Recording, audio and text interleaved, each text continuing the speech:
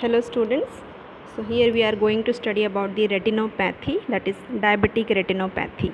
So retino means retina and pathy means disorder. So diabetic retinopathy means the disorders of retina because of the diabetes mellitus. Okay, so proceeding with the introduction part. So diabetic retinopathy is a common condition that may occur in people who have diabetes. It causes progressive damage to the retina, the light sensitive lining at the back of the eye. Diabetic retinopathy is a serious sight threatening complication of the diabetes. So exactly diabetic retinopathy उन persons को होता है जिनको diabetes है, और जो uncontrol diabetes है वो exactly ग्रेजुअली रेटिना को डैमेज करते रहता है, जो कि लाइट सेंसिटिव एरिया है, मेनली आपका विजन के लिए रिस्पॉन्सिबल है. सो आपका लाइट सेंसिटिव एरिया रेटिना जब डैमेज होने लगता है because of the excessive sugar level hyperglycaemia के कारण, सो कंडीशन अराइज होती है that is called the diabetic retinopathy, है ना. सो इसमें एग्जैक्टली होता क्या है, that is caused by damage to the blood vessels in the tissues at the back of the I, that is the retina. So mainly blood में आपका glucose travel करता है, सो वो ब्लड वेसल्स को डैमेज करना शुरू करेगा रेटिना का, और एग्जैक्टली वो फिर रेटिनल टिश्यू को भी डैमेज करेगा. सो this is about the introduction part. Now about the definition. So diabetic retinopathy is a diabetes complication that affects eye. It's caused by damage to the blood vessels of the light sensitive tissue at the back of the eye, that is called the retina. Okay, so simple सा definition है बेटा कि ये exactly damage cause करता है blood vessels में because of the high glucose level. जो blood vessels है रेटिना के वो क्या होने लगते हैं, डैमेज होने लगते हैं, और ultimately lead to vision problem, है ना. that is called the diabetic retinopathy. Okay, now the types of diabetic retinopathy. So यहाँ पर दो टाइप के डायबिटिक रेटिनोपैथी के बारे में हम लोग देखेंगे. फर्स्ट जो टाइप है that non proliferative diabetic retinopathy. Non proliferative में समझ में आ रहा है कि आपका एक्स्ट्रा ब्लड वेसल्स का डेवलपमेंट नहीं हो रहा है, और दूसरा जो है that is the proliferative diabetic retinopathy, जिसमें एक्स्ट्रा ब्लड वेसल्स का, एबनॉर्मल ब्लड वेसल्स का रेटिना में क्या हो रहा है, डेवलपमेंट हो रहा है. सो हम इसको डिटेल में पढ़ेंगे क्या है non proliferative and proliferative type of diabetic retinopathy. So first we are studying about the non-proliferative diabetic retinopathy, that is called the NPDR. Is early stage of the disease in which symptoms will be mild or non-existent. In NPDR the blood vessels in the retina are weakened. Tiny bulges in the blood vessels called the microaneurysms may leak fluid into the retina. This leakage may lead to swelling of the macula. So exactly non-proliferative diabetic retinopathy जो early symptoms जो है वो show करता है diabetes का बेटा. और exactly इसमें होता क्या है कि जो ब्लड वेसल्स है रेटिना के वो डैमेज तो नहीं हुए हैं, बट क्या हो गए हैं, अभी वीक हो गए हैं, और ब्लड वेसल्स जो हैं डायलेट होकर बल्ज हो जाते हैं, जिसको हम लोग एनोरिज्म कहते हैं, और उसमें से फ्लूइड जो है वो लीक होने लगता है, जिसके कारण से जो मैक्यूला एरिया है रेटिना का उसमें स्वेलिंग डेवलप होती है. सो आप डायग्राम में देखिए, non proliferative excessive blood vessels तो डेवलप नहीं हुए हैं, बट डायलिटेशन दिख रहा है आपको, एन्यूरिज्म है, हार्ड एक्सुडेशन हो रहा है जिसमें से एक्सुडेट डेवलप हो रहा है, और कहीं कहीं पर आपको हेमरेज भी जो है वहाँ पर दिखाई दे रहा है रेटिनल सरफेस में. Okay, so this is non proliferative diabetic retinopathy. So इसका पैथो हम लोग देख लेंगे कैसे ये डेवलप होता है नॉन प्रोलिफरेटिव डायबिटिक रेटिनोपैथी. इसको हम लोग अर्ली डायबिटिक रेटिनोपैथी और proliferative diabetic non proliferative diabetic retinopathy भी बोलते हैं. उसको करेक्शन कर लेंगे आप लोग, अर्ली डायबिटिक रेटिनोपैथी और नॉन प्रोलिफरेटिव है. यहाँ वो ऊपर में प्रोलिफरेटिव लिखा है, उसको नॉन प्रोलिफरेटिव कर लेंगे आप. The walls of the blood vessel in the retina weakens because of the high sugar level in the blood. So क्या हो रहा है, रेटिना का वॉल जो है हाई शुगर लेवल के कारण वीक हो रहा है. सो टिनी बल जो है दैट इज़ माइक्रो एन्यूरिज्म जो है वो आपका फॉर्म हो रहा है ब्लड वेसल्स के वॉल में, है, और वो क्या कर रहा है, रेटिना में फ्लूइड को लीक कर रहा है. Now larger retinal vessels can begin to dilate and become irregular in diameter. धीरे धीरे बाकी जो ब्लड वेसल्स है रेटिना के वो भी क्या होने लगेंगे, डायलेट होने लगेंगे, और इरेगुलर होने लगेगा उनका diameter. Now NPDR can progress from mild to severe as more blood vessels become blocked, जिसके कारण से आपका जैसे जैसे वो प्रोग्रेस होते जाएगा ज़्यादा ब्लड वेसल्स क्या होने लगेंगे, ब्लॉक होने लगेंगे. Nerve fibres in the retina में बिगिन टू स्वेल, जिसके कारण से नर्व फाइबर जो है रेटिना का उसमें स्वेलिंग होने लगेगी, और जो central portion of the retinal part है जिसको हम लोग मैक्यूला बोलते हैं, उसमें भी जो मैक्यूलर एडिमा है उसमें भी स्वेलिंग जो है वो क्या होने लगेगा, डेवलप होने लगेगा. सो ये early diabetic nephropathy that is called the non proliferative diabetic retinopathy, जिसमें एक्जैक्टली वीक होने लगता है, बल्ज आउट होने लगता है, एन्यूरिज्म डेवलप होगा, एक्सुडेशन होगा, ब्लॉक करेगा ब्लड वेसल्स को, और जो नर्व फाइबर्स हैं और जो मैक्यूला है रेटिना का वो क्या हो जाएगा, स्वेल हो जाएगा. Now second type is called the proliferative diabetic retinopathy.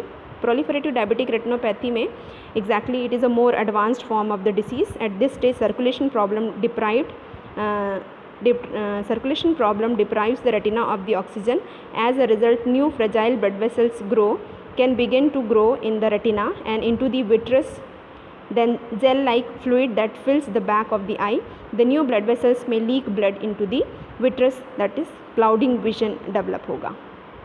So exactly जो नॉन प्रोलिफरेटिव टाइप है उसमें हो क्या रहा है कि ये जो है आपका एडवांस्ड फॉर्म है, जिसमें आपका ब्लड वेसल्स जो नए वाले ब्लड वेसल्स है उनका एक्स्ट्रा ग्रोथ जो है वो यहाँ पर दिखाई देने लगेगा, और जो ब्लड वेसल्स फॉर्म हुई है वो एबनॉर्मल टाइप की है बिकॉज ऑफ द वीकनेस के कारण, एनोरिज्म के कारण जो ब्लड वेसल्स ब्लॉक हो गए थे, जिसके कारण से आपके एक्स्ट्रा अबनॉर्मल नए ब्लड वेसल्स क्या हो रहे हैं, डेवलप हो रहे हैं. और ये जो नए ब्लड वेसल्स डेवलप हो रहे हैं ये बहुत फ्रेजाइल हैं बेटा, है ना, और ये एग्जैक्टली लीक कर रहे हैं फ्लूइड आपके विट्रस बॉडी में. जेली लाइक जो हमारा सब्सटेंस है विट्रस बॉडी, उसमें फ्लूइड को लीक कर रहा है ना. जो ब्लड वेसल्स लीक हो रहा है जिसके कारण से विट्रस में जो अक्यूमुलेशन वहाँ पर दिखाई देगा, जिसके कारण से जो विजन है पूरी तरह से क्या हो जाएगा, आपका अफेक्ट हो जाएगा, और बहुत ही ज़्यादा क्लाउडिंग जो है वो क्या होगा, विजन में हमको दिखाई देगा. सो इसका पैथो देख लेते हैं कैसे ये डेवलप होता है प्रोलिफरेटिव. सो इसको हम लोग एडवांस्ड डायबिटिक रेटिनोपैथी भी बोलते हैं, है ना, और it is proliferative diabetic retinopathy. Over time too much sugar in the blood can lead to blockage of the tiny blood vessels that nourish the retina, cutting off its blood supply. तो धीरे धीरे क्या हो रहा है, ज़्यादा sugar level बढ़ते जाने के कारण क्या हो रहा है, जो टीनी ब्लड वेसल्स हैं जो रेटिना को सप्लाई कर रहे हैं उनका ब्लड सप्लाई क्या हो जाएगा, आपका ऑब्स्ट्रक्ट हो जाएगा, और ब्लड सप्लाई जो है रेटिना को नहीं मिलेगी. Now as a result the eye attempts to grow new blood vessels, क्योंकि अब ब्लॉक हो गया है रेटिना का ब्लड वेसल्स. सो आपका जो ब्लड वेसल्स हैं, जो रेटिना है वहाँ पर आपका नए ब्लड वेसल्स का क्या होने लगेगा, फॉर्मेशन होने लगेगा. और ये ब्लड वेसल्स बहुत ज़्यादा प्रॉपर हेल्दी नहीं होते, आपके एबनॉर्मल टाइप के होते हैं और बहुत फ्रेजाइल होते हैं, इजीली वो लीक करने लगते हैं. So and can leak into the vitreous of the eye and may cause the retina to detach from the back of the eye. So यहाँ पर विट्रस में क्या करने लगेगा, ये फ्लूइड को लीक करेगा अपने में से, जो एबनॉर्मल ब्लड वेसल है, और वहाँ पर एबनॉर्मल ब्लड वेसल जब लीकेज करना शुरू करेगा सो रेटिना जो है वो डिटैच होना क्या हो जाएगा, शुरू हो जाएगा. एक्सुडेटिव रेटिनल डिटैचमेंट में हमने इसको पढ़ा था. सो ये डिटैच होना शुरू हो जाएगा if the new blood vessels interferes with the normal flow of the fluid out of the I, pressure में बिल्ट अप इन दी आई. ना अगर ये फ्लूइड जो है यहाँ पर आ गया है, सो एंटीरियर कंपार्टमेंट में अगर एंटर कर गया, सो आपका आई बॉल में प्रेशर क्या करने लगेगा, ये क्रिएट करने लगेगा. विट्रस में प्रेशर क्रिएट करने लगेगा, रेटिना के वॉल पे प्रेशर क्या करने लगेगा, ये क्रिएट करने लगेगा, और अल्टीमेटली दैट में lead to optic nerve damage cause करेगा, जिसको हम लोग क्या बोलते हैं, ग्लॉकोमा. सो आपका रेटिनल डिटैचमेंट भी कॉज कर सकता है, और प्रेशर बढ़ने के कारण नर्व डैमेज हो जाएगा, ऑप्टिक नर्व, जिसके कारण से ग्लॉकोमा भी क्या हो सकता है, कॉज हो सकता है. So this is the pathophysiology of the advanced diabetic retinopathy, या फिर हम लोग जिसको बोलते हैं प्रोलिफरेटिव डायबिटिक रेटिनोपैथी. क्लियर है. Now next is the symptoms. So जो पेशेंट का अर्ली सिम्टम्स हमको तो पहले दिखाई नहीं देता है, पर जैसे जैसे शुगर लेवल बढ़ते जाता है और रेटिनल डैमेज बढ़ते जाता है, सो उसके बेसिस पे आपका सिम्टम्स दिखाई देता है. सो स्पॉट्स और dark string floating in your vision, ठीक है, फ्लेटर्स जो है, स्पॉट्स या डार्क जो स्ट्रिंग है आँख के सामने हमको चलते हुए क्या होगा, दिखाई देगा. ब्लरिंग होगी विजन का, फ्लक्चुएटिंग विजन होगा, कभी क्लियर होगा, कभी धुंधला हो जाएगा, इम्पेयर्ड कलर विजन हो जाएगा. नाउ डार्क और empty areas in your eye vision, है ना, तो आपका डार्क और एम्प्टी एरियाज जो है हमारे विजन के सामने जो है पूरा क्लियर नहीं होगा. सामने जो हम इमेज देख रहे हैं उसमें डार्क और एम्प्टी विजन एरिया हमको क्या होगा, दिखाई देगा. कभी कभी कंप्लीटली विजन लॉस हो सकता है. और डायबिटिक रेटिनोपैथी सिर्फ एक आई को नहीं, बोथ आई को क्या करेगा बेटा, ये अफेक्ट करता है. Now next is the causes. So main जो कॉज है that is the high sugar level, uncontrolled जो शुगर है डायबिटीज़ मेलाइटिस के कारण, या कभी कभी हाइपरग्लाइसीमियास के कारण भी ये डेवलप होता है. नाउ रिस्क फैक्टर्स हैं. सो मेन जो कॉज तो है आपका एक्सेसिव शुगर लेवल है. सो जो मेन रिस्क फैक्टर है जो आई कंडीशन डेवलप करेगा डायबिटीज़ में, सो आपका फर्स्ट है that is duration of diabetes, कितने लंबे समय से पर्सन डायबिटिक से सफ़र कर रहा है. बहुत लंबे समय से अगर सफ़र कर रहा है सो में चांसेस हैं.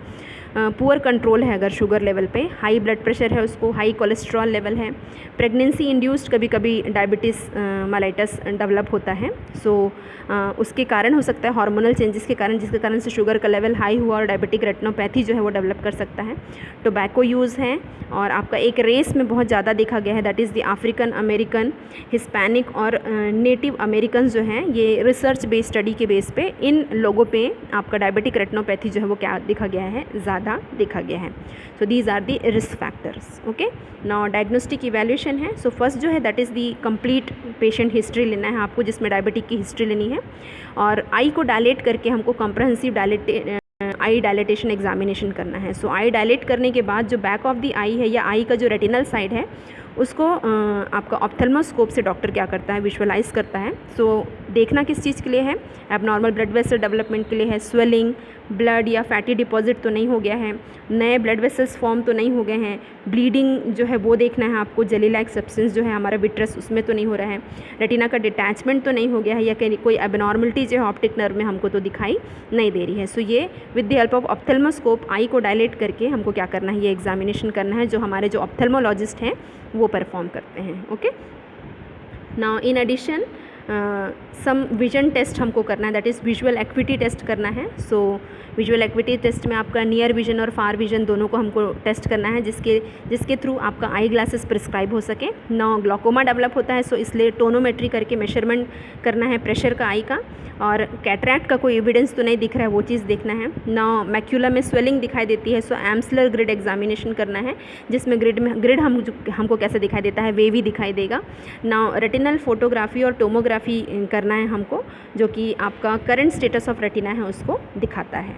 ओके, ना फ्लोरेसेंट एंजियोग्राफी है, सो आई डायलेट करना है और डॉक्टर जो है वो पिक्चर्स उसका लेगा, है ना। और उसके बाद क्या करना है, आपका डाई इंजेक्ट करना है वेन में, जो कि आपका वीना सिस्टम से होते हुए जल्दी से जल्दी 15 मिनट के अंदर में आई के ब्लड सर्कुलेशन में जाएगा, और उसके बाद फिर पिक्चर लेना है। सो पिक्चर लेने से हमको एग्जैक्टली कहाँ पर ब्लॉकेज है, कहाँ पर फ्लूइड लीक हो रहा है, वो फ्लोरेसेंट एंजियोग्राफी से हमको पता चलेगा। नो ऑक्ट करके एक इन्वेस्टिगेशन है, oct that is the optical coherence tomography, जिसको मैंने पहले बताया था।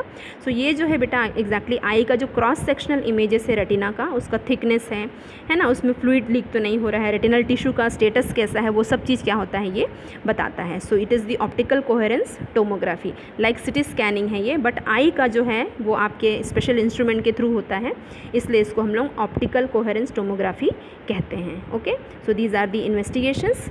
सो ऐसे अब नॉर्मल फाइंडिंग्स जो हमको रेटिनोपैथी में दिखाई देगा, जो मैंने पहले भी आपको पैथो वाले डायग्राम में दिखाया था। अब नॉर्मल ब्लड वेसल्स दिखेगा, एन्यूरिज्म डेवलप होगा, एक्सुडेशन दिखेगा विट्रस बॉडी में, है ना, हेमरेज जो है वो दिखाई देगा, है ना। आपका नॉर्मल रेटिना देखिए कैसे दिख रहा है, और आई एग्जामिनेशन में अगर इस टाइप का कंडीशन दिखता है, that means it will sign the diabetic retinopathy. Okay, so next is the complication. क्या है कॉम्प्लिकेशन आपका डायबिटिक रेटिनोपैथी अगर डेवलप हुआ? सो विट्रस हेमरेज करके एक कंडीशन अराइज होती है। सो वो तो हमने पढ़ा ही था कि विट्रस बॉडी में जो रेटिना का ब्लड वेसल्स जो है वो वीक होने के कारण वो फ्लूइड को वहाँ पर क्या करने लगेगा, अक्यूमुलेट करने लगेगा, और एग्जैक्टली आपका डार्क स्पॉट्स जो है उसी के कारण से ही, फ्लुएटर्स जो हमको उसी के कारण से ही क्या होता है विजन में दिखाई देता है। In more severe cases blood can fill the vitreous cavity and completely block your vision. कभी कभी क्या होता है, ब्लड पूरी तरह से विट्रस को भर देता है, जिसके कारण से हमारा विजन जो है कम्प्लीटली क्या हो जाता है, ब्लॉक हो जाता है, क्योंकि रेटिना पे इमेज नहीं जा पाती, सामने पूरा ब्लड जमा हुआ है। सो आपका प्रॉपर इमेज जो है पर्सन नहीं देख पाता है। सो ब्लड ऑफन जो है धीरे धीरे आई से आपका मैक्रोफेजेस के through with in a month या वीक क्या हो जाता है, क्लियर हो जाता है। और अगर रेटिना डैमेज नहीं हुआ है तो विजन वापस आ जाएगा, बट अगर रेटिना डैमेज हो गया है सो विजन कम्प्लीटली क्या हो जाता है, लॉस हो जाता है ना। रेटिनल डिटैचमेंट हो जाएगा अगर विट्रस एक्सुडेशन हो रहा है विट्रस में, तो आपका रेटिना को पुल करेगा वो, और जिसके कारण से रेटिना जो है आपका डिटैच हो सकता है उसके लेयर से। Now glaucoma that is intraocular pressure increase होकर के ऑप्टिक नर्व डैमेज कॉज करेगा। नाउ ब्लाइंडनेस डेवलप हो सकता है। रेटिनोपैथी इतना ज़्यादा सीवियर कंडीशन है एक, अगर उसको शुगर को कंट्रोल नहीं किया गया, दैट में ultimately leads to blindness, complete vision loss जो है वो कॉज कर सकता है। Okay, so these are the complication. So how to prevent, कैसे हम इसको प्रिवेंट कर सकते हैं? सो सबसे पहला जो है दैट इज़ मैनेज डायबिटीज़। सो कैसे मैनेज करेंगे डायबिटीज़ को? For making healthy eating and the physical activity. So 150 minutes moderate aerobic activity जो है, वॉकिंग हो गया, वो सब हमको परफॉर्म करना है। ओरल जो डायबिटिक मेडिकेशन है उसको हमको लेना है। ब्लड शुगर लेवल को रेगुलरली बेटा हमको क्या करना है, मॉनिटर करना है। एक स्पेशल इन्वेस्टिगेशन है that is called the glycosylate haemoglobin test और हीमोग्लोबिन A1C टेस्ट। सो ये जो टेस्ट है वो रिफ्लेक्ट करता है हमारा एवरेज ब्लड शुगर लेवल को for 2 to 3 month period before the test, है ना।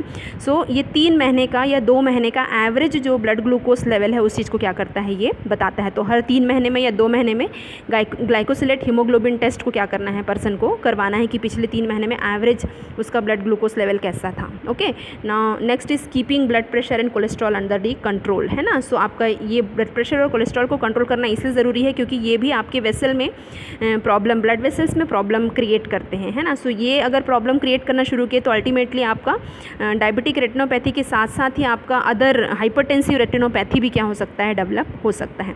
स्मोकिंग क्विट करना है क्योंकि बहुत सारे डायबिटिक जो कॉम्प्लिकेशंस है वो स्मोकिंग के कारण होते हैं, सो उसको स्टॉप करना है। रेगुलर आई एग्जामिनेशन करवाना है बिकॉज डायबिटिक पेशेंट जो है सिर्फ और सिर्फ शुगर का लेवल चेक करवा रहे हैं, ओरल हाइपोग्लाइसेमिक एजेंट ले रहे हैं, इंसुलिन ले रहे हैं, मे बी कभी शुगर लेवल हाई हुआ और वो आई को अफेक्ट कर सकता है। सो डायबिटिक जो पेशेंट होते हैं रेगुलर अपना हेल्थ एग्जामिनेशन तो करवाते ही हैं डायबिटीज़ के लिए, बट उनको रेगुलर आई एग्जामिनेशन भी करवाना उतना ही मैंडेटरी है, उतना ही ज़्यादा ज़रूरी है जितना ज़्यादा शुगर का लेवल उनको क्या करवाना होता है, चेक करवाना होता है। ओके, नाउ नेक्स्ट है आपका treatment part. So early diabetic retinopathy जो है ये बहुत माइल्ड और मॉडरेट होता है, नॉन प्रोलिफरेटिव है, स्टार्टिंग पॉइंट है यहाँ पे।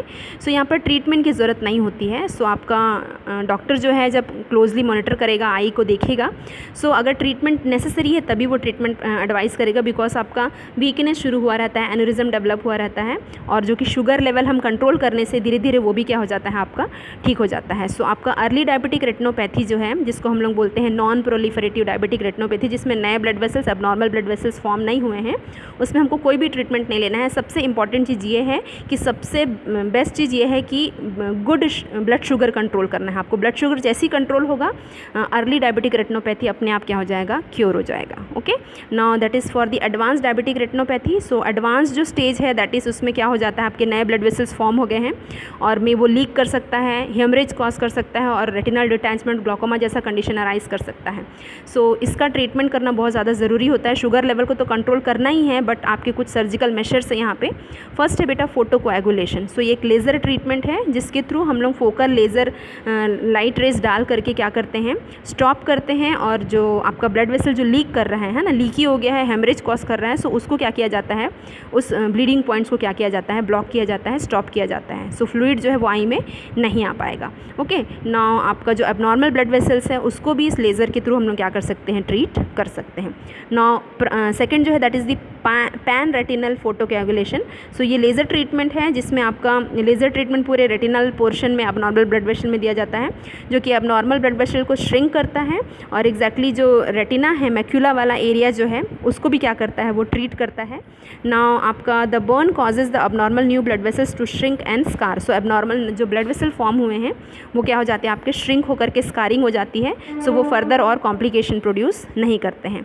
नाउ नेक्स्ट है आपका विट्रेक्टोमी। सो विट्रेक्टोमी एक ऐसा प्रोसीजर है जिसमें छोटा इंसिजन देते हैं हम लोग, आपके विट्रस में ज़्यादा है निटिल और जो ब्लड वहाँ पर कलेक्ट हो गया है, क्लॉट जो वहाँ पर कलेक्ट हो गया उसको धीरे धीरे क्या किया जाता है, उसके थ्रू रिमूव किया जाता है। ओके, नाउ नेक्स्ट जो है that is the injection of vascular endothelial growth factor जिसको हम लोग VEGF इनहिबिटर्स करके भी बोलते हैं। So injecting medication into the vitreous in the eye, ये मेडिकेशन को हमको विट्रस इन द आई में हम लोग डालते हैं। ये vascular endothelial growth factor inhibitors हैं, तो एग्जैक्टली जो नए ब्लड वेसल्स के फॉर्मेशन को क्या करते हैं बेटा, ये स्टॉप करते हैं। Okay, now these are about the your treatment part. Now this is the prognosis. So surgery often slows or stop the progression of diabetes retinopathy, है ना, but it's not a cure because diabetes is a lifelong condition. Future retinal damage and vision loss are still possible. Even after treatment of diabetic retinopathy, client will need regular eye examination. So आपका एक बार treat हो गया diabetic retinopathy, सो बाद में और नहीं होगा ऐसा नहीं बोल सकते बिकॉज जो शुगर है वो लाइफ लॉन्ग एक कंडीशन है। सो शुगर लेवल को ही कंट्रोल करना बेस्ट प्रोग्नोसिस है और आपका रेगुलर आई का एग्जामिनेशन होते रहना चाहिए। Okay, so this is all about your diabetic retinopathy. Okay, thank you.